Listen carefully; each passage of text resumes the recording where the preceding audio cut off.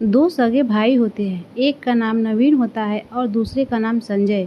दरअसल संजय की तबीयत खराब हो रही थी और वह विकलांग था। तभी नवीन से कहता है कि भैया मुझे दवा दिलवा के ले आओ। यह रहने वाले हैं उत्तर प्रदेश के जिला बदायूं के इस्लामा नगर थाना क्षेत्र के बबनपुरी इलाके की यह बात हो रही है।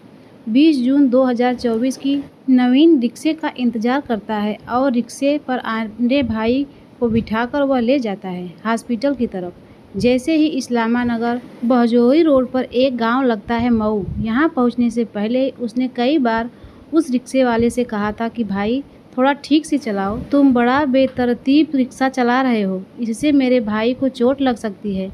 वैसे ही वह पहले से ही बीमार है, लेकिन रिक्शा वाला लगातार भगाने की कोशिश कर रहा था। जैसे ही गांव मऊ आता है, जो कि जंगल का एरिया है, न कोई वहां बसाहट है और न कोई गाड़ी बाड़ी दिखाई दे रही थी, तभी उसका भाई उस रिक्शे से जमीन पर गिर पड़ता है, यानी कि सड़क पर गिर जाता है और गिरने के बाद चोटिल हो जाता है। नवीन को इस बात पर रिक्शे वाले पर बहुत गुस्सा आता है। वह उसके पास जाता है और उसको 2-3 थप्पड़ मारता है। अब यहाँ से वह रिक्शा वाला मौका पाते ही भाग जाता है ताकि उस पर कहीं कोई और आंच न आए, ताकि कहीं ऐसा न हो कि उसका इलाज कराना पड़े। अब यहाँ दूर दूर तक कोई नवीन को दिखाई नहीं दे रहा था। जब कोई दिखाई नहीं दे रहा था तो आखिरकार वह करे तो क्या करे। तभी वह अपने भाई के पास जाता है, अपने भाई के सिर को पकड़ता है और पकड़ने के बाद सड़क पर 3-4 बार पूरी ताकत से मारता है। और जब उसके भाई की सांसें थमने लगती हैं तो वह वहाँ से जाकर जंगल की तरफ छिप जाता है। राहगीरों ने देखा और राहगीरों ने पुलिस को फ़ोन किया। पुलिस मौके पर आती है। संजय गंभीर हालत में था और उसको हॉस्पिटल ले जाते हैं तो पता चलता है कि वह मर चुका है। अब यह खुद हॉस्पिटल जाता है अपने भाई के लिए और फिर थाने जाता है, एफआईआर दर्ज कराता है और यह एफआईआर में लिखवाता है कि अज्ञात वाहन की चपेट में आने से उसके भाई की मौत हो चुकी है। दरअसल भाई की मौत नहीं हुई थी, भाई का कत्ल हुआ था और कत्ल करने वाला भी सगा भाई नवीन ही था। रिक्शा वाला ठीक से चला रहा था, लेकिन वह जानबूझकर रिक्शे वाले के बैलेंस बिगाड़ने की कोशिश कर रहा था ताकि रिक्शे बैलेंस बिगड़े, गलत चले और उसका भाई गिर जाए। उसके बाद वह उसकी हत्या कर दे।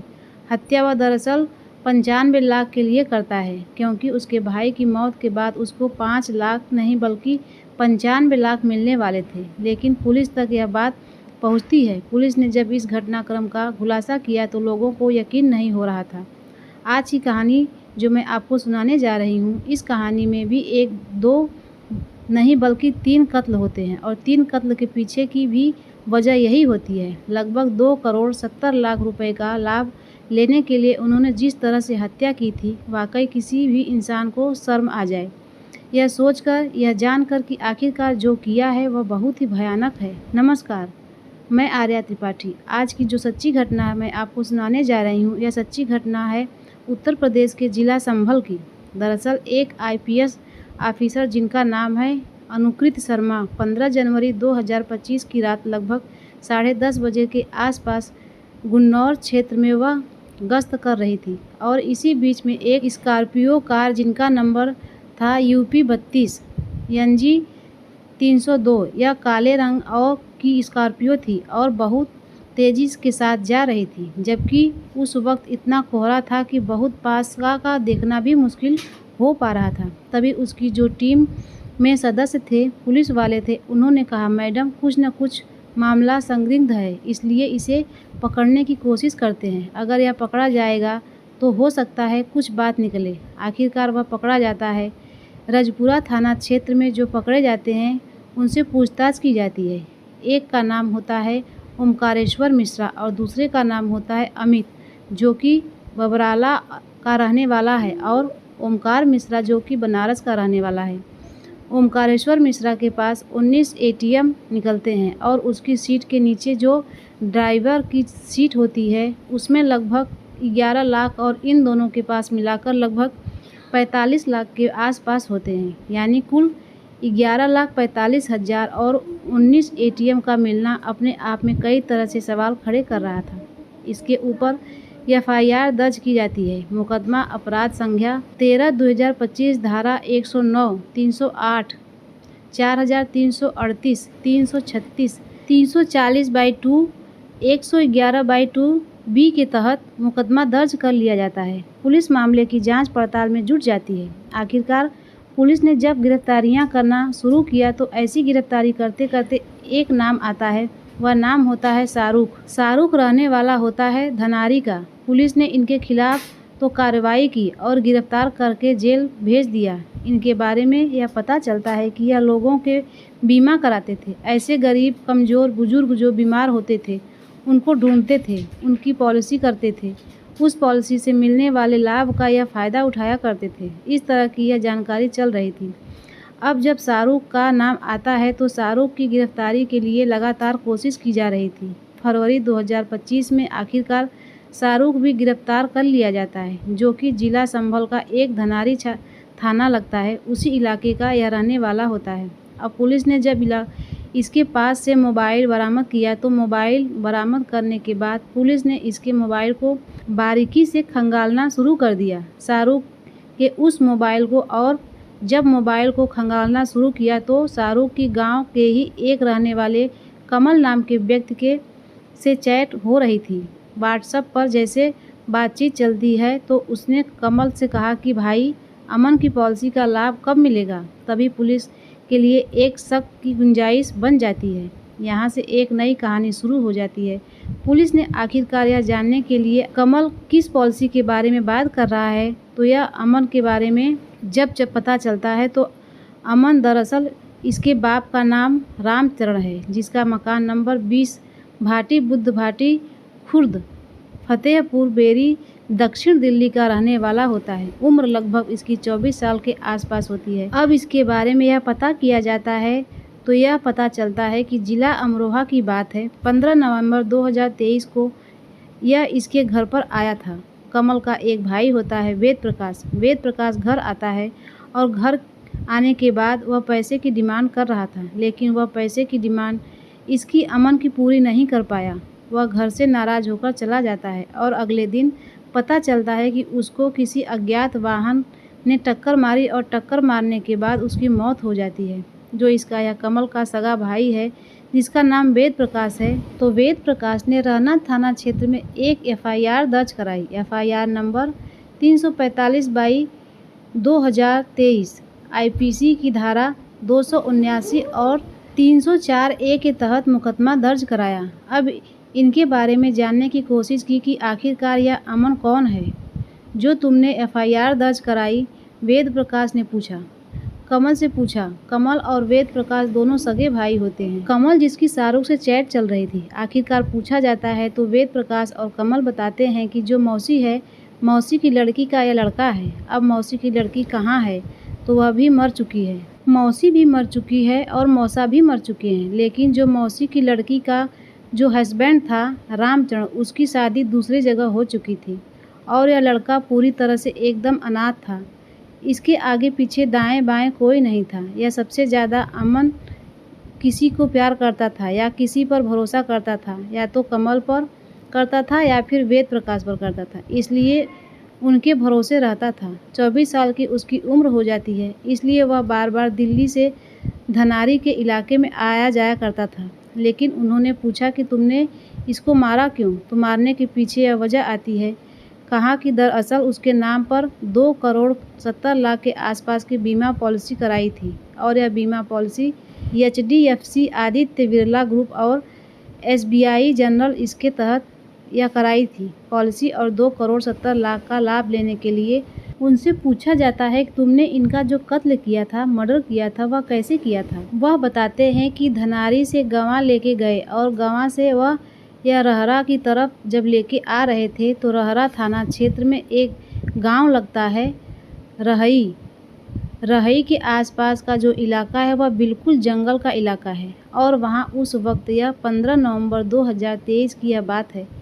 आसपास कोई होता नहीं है। उन्होंने एक भारी सा हथौड़ा ले रखा था और हथौड़े को लेकर उन्होंने बहुत तेज़ी के साथ उसके सिर पे मारते हैं और सिर में लगने के बाद लगभग 3 या 4 उसके सिर में मारते हैं। वह ज़मीन पर गिर जाता है और उसे लाश को ऐसे ही छोड़कर चले जाते हैं। राहगीरों की नज़र पड़ती है, उसको उपचार के लिए सीधा हॉस्पिटल ले जाते हैं, लेकिन वह मर चुका था।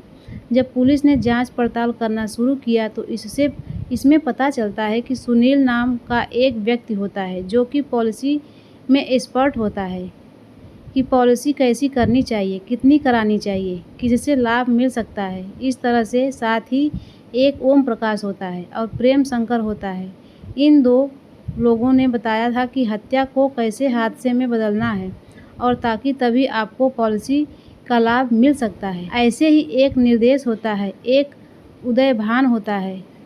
यह उदयभान और निर्देश जो होते हैं, इन दोनों सगे भाइयों का इन्होंने आखिर तक साथ दिया। कमल और वेद प्रकाश का हत्या कराने में लाभ लेने में लगभग 20 लाख की पॉलिसी का तो लाभ ले चुके थे। बाकी का मामला क्यू में चल रहा था, उसका लाभ लेने वाले थे। लेकिन अचानक ही आईपीएस ऑफिसर अनुकृत शर्मा के सामने से एक स्कॉर्पियो कार बहुत तेज़ी के साथ गुजर रही थी। उसमें 2 लोगों के पास 19 एटीएम लगभग 11,45,000 के आसपास मिल जाते हैं। आखिरकार पुलिस को लगता है कि यह इतने सीधे सज्जन तो है ही नहीं, इन्होंने ज़रूर कुछ न कुछ और भी कांड किए होंगे। अब उनसे यह जानकारी जुटाने की कोशिश कर रहे थे कि आखिरकार तुमने इससे पहले भी कोई कांड कर रखा है। तब वह बताते हैं कि दरअसल एक सलीम नाम के लड़के का भी उन्होंने ऐसे ही मर्डर किया था। उसके सिर पर भी उन्होंने बहुत तेज़ी के साथ हथौड़ा मारा और हथौड़ा 2-3 बहुत तेज़ी के साथ जब मारते हैं तब वह ज़मीन पर गिर जाता है और जाकर छुप जाते हैं। इसी बीच में स्थानीय कोई व्यक्ति एम्बुलेंस 108 को फ़ोन करता है। उसके बाद उसको जो गंभीर हालत में होता है तो सीएचसी में भर्ती कराते हैं। यह तारीख थी 19 जुलाई 2022 की, जब सलीम को गंभीर हालत में सीएचसी रहता है, भर्ती कराया जाता है। डॉक्टर कहते हैं कि इसकी हालत बहुत ज़्यादा सीरियस है, इसको हायर मेडिकल सेंटर रेफ़र किया जाता है, यानी कि उसको जिला अस्पताल अमरोहा में भर्ती कराते हैं। और उसी तारीख यानी उससे अगली तारीख की यह बात है, 30 जुलाई 2022 को उसकी मौत हो जाती है। अब इसके बारे में जानकारी जुटाने की कोशिश कर रहे थे कि आखिरकार इसकी एफआईआर किसने कराई, किसने नहीं कराई। तो पता चलता है कि बाबू पुत्र दुलारे या उदनपुर अजमत नगर थाना धनारी जिला संभल का रहने वाला एक व्यक्ति होता है जो कि रंगशाला चलाया करता था। उसने जाकर रहरा थाने में एक एफआईआर दर्ज कराई। उसने कहा कि मेरा बेटा जिसका नाम सलीम होता है, सलीम मेरठ में किसी काम से गया हुआ था और रास्ते में उसका किसी अज्ञात वाहन की चपेट में आने से उसका एक्सीडेंट हो जाता है और उसके बाद उसको उपचार के लिए सीएचसी रहरा लेके जाते हैं, जिला अस्पताल लेके जाते हैं। वहाँ उसकी मौत हो जाती है। तो मेरे बेटे की एफआईआर दर्ज कर ली जाए। तो पुलिस ने एफआईआर की धारा 304A 338 279 मुकदमा अपराध संख्या 206/2022 के तहत एफआईआर दर्ज कर ली थी है। लेकिन पुलिस ने इस मामले में उतनी खूबसूरती से, उतनी ईमानदारी से जांच पड़ताल नहीं की थी जितनी खूबसूरती से आईपीएस ऑफिसर अनुकृति शर्मा ने इस मामले की इस प्रकार से जांच की थी। पता चलता है कि इसमें 78 लाख की पॉलिसी का लाभ ले चुके थे और इसी पॉलिसी के लिए ही उन्होंने इसका कत्ल किया था। अब इसके बारे में यह भी नहीं पता चल पा रहा था यह सलीम किसका बेटा था, किसका नहीं था। हालांकि एफआईआर बाबू पुत्र दुलारे ने ज़रूर कराई थी, लेकिन वह उसका बेटा नहीं था, ऐसी जानकारी आती है। जब यह बाबू के साथ पीछे जाते हैं कि आखिरकार बाबू कहाँ मिलेंगे और कहाँ नहीं मिलेंगे, तो पता चलता है कि बाबू की भी मौत हो चुकी है। गांव के आसपास के लोगों ने कह रखे थे कि इसकी नेचुरल मौत हुई है, लेकिन पुलिस की जानकारी में ऐसी बात सामने आती है कि 78 लाख की पॉलिसी का लाभ लेने के लिए जब उसके पास जा रहे थे, उससे ज़्यादा लाभ कमाने की कोशिश कर रहे थे। बाकी जो हिस्सेदार होते हैं तो उनसे पूरा पैसा दिया नहीं था, शायद इसीलिए उसकी हत्या कर दी गई थी। अभी पुलिस के लिए यह जांच का विषय है कि बाबू की हत्या हुई है या उसकी नेचुरल मौत हुई थी।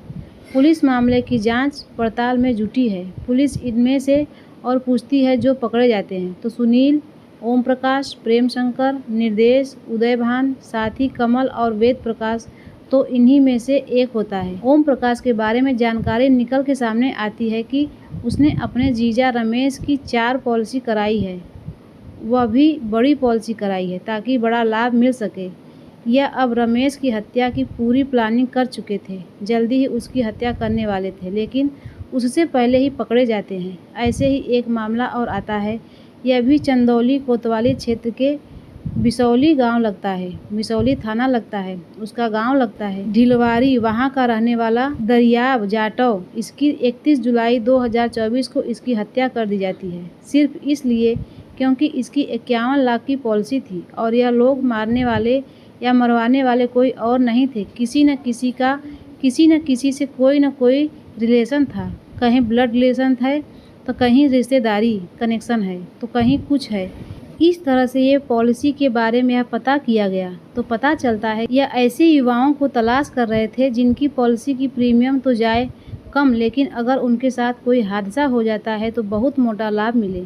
इस तरह से पुलिस की जांच पड़ताल में सामने आता है। करीब 200 करोड़ के आसपास इस तरह की पॉलिसियाँ रिलीज हुई हैं, उनके पैसे जा चुके हैं।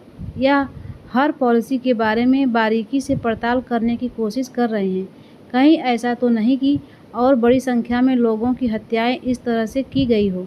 जैसे क्या एक विकलांग भाई को मार दिया, एक ने अपने मौसी के लड़के को मार दिया, एक ने अपने बेटे का, जिसका नाम बताया बेटा है मेरा बेटा, लेकिन वह होता कोई और है।